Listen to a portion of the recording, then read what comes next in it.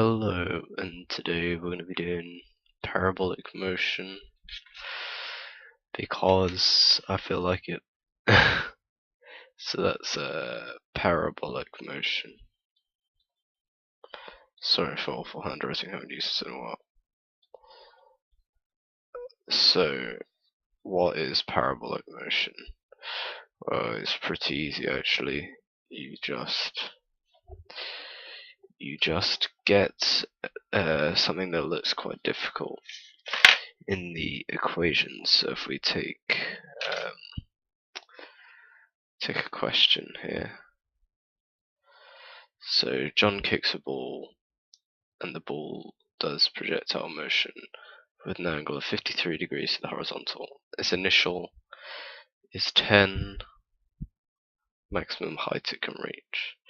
Now this is like quite a scary question, to be fair, to pick up on just straight off, but it's actually not very hard. If we just take something here, if you have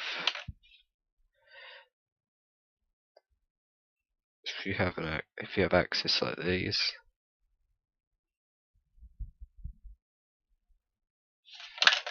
beautiful axes, as you can see, you'll have something that looks like this, and then another line that will come around like this.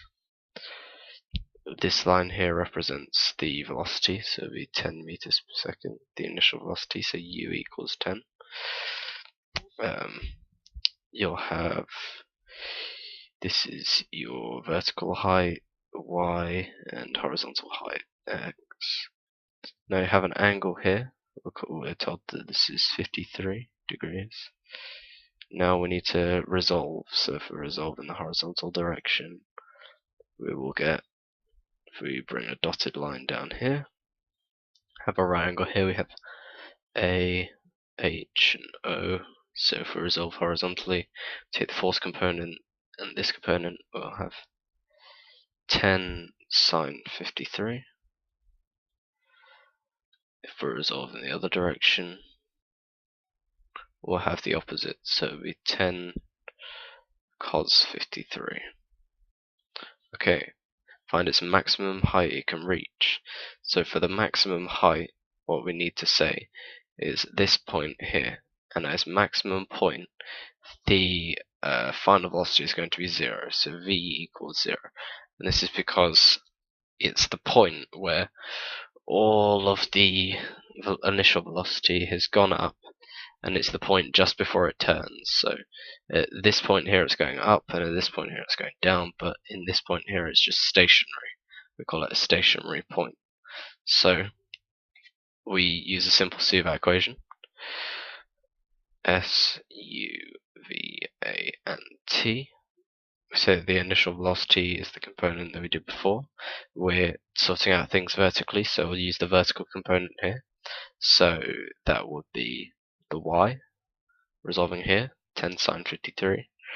So we'll use u as 10 sine 53.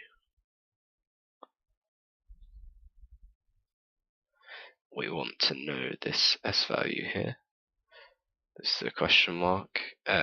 V is 0, as we talked about earlier, and because we're going up, we're resolving against gravity, so we'll have minus g as the acceleration. Now we've got, SUV. It's quite easy to put into v squared equals u squared plus 2as. V is 0, 0 equals, we have 10 sine 53, sorry. Let's rub that out. 53 plus 2 of minus 9.8 s. We just move things to the other side, so we'll have, over this side we'll have 10 sine 53 divided by, that'll be minus, divided by 2 of minus 9.8.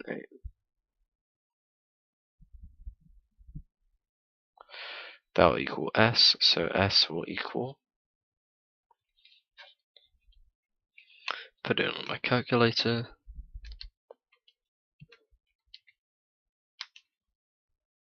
S will equal 0.40746 meters, which is equivalent to 0.4 meters. So that's the highest point. Now what we want to find out, because it also says here, maximum height it can reach, and horizontal and total time required for motion. So we want to find out the time it takes for the whole thing, and also the distance across it takes. So that means that we need to take this CVAT equation that we have here and find the time value. So that means V equals U plus AT. If I get rid of this, we can do it just here. So we'll do V equals U plus AT. And then we'll have 0 equals 10 sine 53 plus minus 9.8 t. So then we'll just get 10 sine 53 divided by 9.8, which will equal t. Put that on my calculator.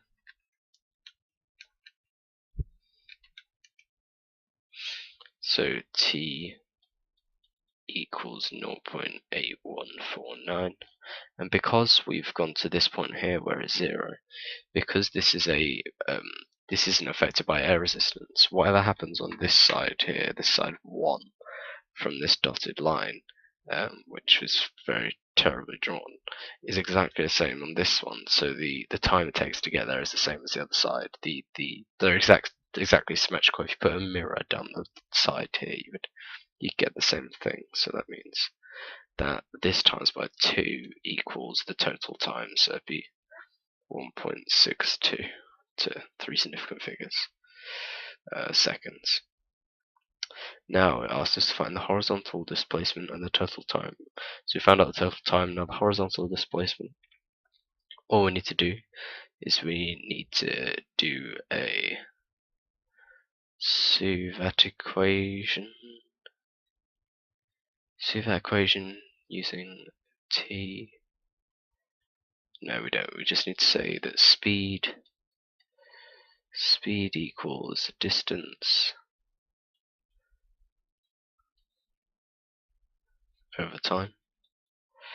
Take our speed component that we worked out over here, the 10 cos 35. Do 10 cos of 35 times by our time component up here, 1.26.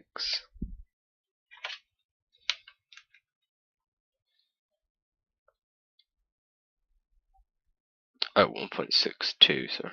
1.62. It actually rounds to 1.63. And that will equal our distance. So using the actual values that I have here, I'll do that calculation now. So times by 10 cos 35, which is the distance travelled, is 13.35. That is parabolic motion. Thank you, and see ya.